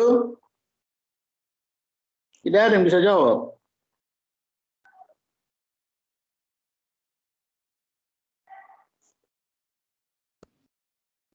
Jadi kalau misalnya seperti kita Fakultas Ekonomi ini, kita punya alumni nggak? Kita Punya Pak, punya. begitu banyak, atau? Iya. Jadi bisa misalnya seperti kamu melamar di suatu perusahaan, kemudian ada yang kamu kenal di situ sebagai alumni kita. Bisa nggak kamu meminta informasi dari dia? Bisa tidak? Bisa, Pung, bisa. Nah, artinya dengan adanya informasi yang kamu terima dari dia sebagai alumni dari kita, berarti kita tahu kan bagaimana keadaan perusahaan itu. Iya, Pung, iya. Jadi di situ ada sebuah panel yang terbentuk. Kemudian nanti mungkin alumni kita lebih dari satu orang di situ. Akan coba kita tanya lagi apa mengenai perusahaan itu. Cari informasi mengenai perusahaan. Demikian juga dengan perusahaan. Misalnya kita bersaing. Kita tidak ada salahnya menerjunkan orang untuk membeli kepada pesaing kita, kan? Tidak ada salahnya, kan? Iya, Bung, tidak ada salahnya, Bung. Kita suruh orang kita sebagai pelanggan ke sana membeli, nih. Artinya nanti untuk bisa setelah dia beli barang yang dari perusahaan lain tersebut, dia bawa ke perusahaan kita. Kemudian bisa nggak kita selidiki barang itu apa saja komponennya. Jadi bisa kita tahu komponen apa saja, kan? Atau mungkin orang kita susupkan bekerja di perusahaan orang. Supaya nanti jelas bagi kita mengenai informasi yang dilakukan oleh perusahaan pesaing, sehingga mereka bisa lebih berhasil dari kita. Kira-kira seperti itu ya? Bisa jelas? Bisa jelas, Bung. Satu lagi kelompok 6. Tolong cepat ya, saya jam 3 mau rapat dengan rektor soalan saya. Kelompok 6 siapa? Tinggal Saya. kelompok 6. Siapa namamu? Siapa kelompok 6 tadi? Siapa namanya? Tidak ada orangnya? Yang namanya kelompok 6. Saya, Pak. Kamu, Lili? Iya, Pak. Siapa? Lili? Iya, Pak. Saya kelompok 6, Pak. Iya, mainkan Lili. Saya ingin bertanya kepada kelompok 2, bagaimana perubahan geografis dalam populasi bisa mempengaruhi pemasaran suatu produk? Perubahan geografis, ya. Mempengaruhi pemasaran produk.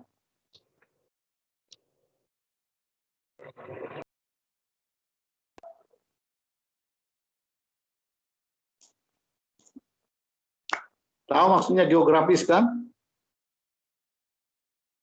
Halo? Halo? Kelompok 2? Kalau misalnya kita lihat di negara Eropa, di situ musim itu ada berapa? Halo? Apakah di situ ada musim panas? Ada 4, Pung. Nah, artinya keempat musim yang berubah-ubah tersebut mempengaruhi nggak kepada penjualan produk? Mempengaruhi. Nah, sama misalnya seperti di negara kita di Indonesia, kalau misalnya seperti sekarang musim hujan, apakah orang akan cenderung membeli cendol? Enggak, Pung. Tentu orang cenderung membeli bakso misalnya, kan, yaitu makanan-makanan yang hangat atau panas. Iya, hangat. Demikian juga di sini kalau terjadi perubahan geografis, musim panas, musim dingin, musim salju, musim semi, itu semuanya akan mempengaruhi kepada produk-produk yang bisa dijual pada setiap perubahan tersebut. Tidak akan mungkin sama yang laku di musim panas dengan di musim dingin, di musim semi dengan di musim apalagi tadi satu lagi tuh. Jadi kita lihat di situ sama seperti kita misalnya manusia. Yang namanya kita manusia ini berubah nggak? Ada nggak perubahan dalam hidup kita? Artinya Ada, kita Pung. dari misalnya bayi, anak-anak, remaja, dewasa sampai orang tua. Apakah sama barang yang dibutuhkan dengan adanya perubahan-perubahan tersebut? Jadi itu perubahan secara demografi. Akan berbeda kan? Artinya kalau kita remaja, apa yang menjadi kebutuhan kita? Itulah yang dijual orang. Kalau misalnya kita sebagai orang dewasa, apa kebutuhan kita? Berbeda dengan orang remaja. Demikian juga kalau kita nanti sudah menjadi orang tua. Jadi ada kita lihat perbedaan-perbedaan yang terjadi dengan adanya perubahan-perubahan tersebut. Baik saudara-saudara, semuanya sudah mengajukan pertanyaan. Jadi nanti untuk jelasnya saudara bacalah buku saudara. Karena saya jam 3 ini harus ke ruang rektor dulu ya. Halo. Baik, Pak. Jadi kita Ya, Pak. selesaikan sampai di sini, kita upload kepada kelompok 2. Mana kelompok 2? Kasih upload dulu.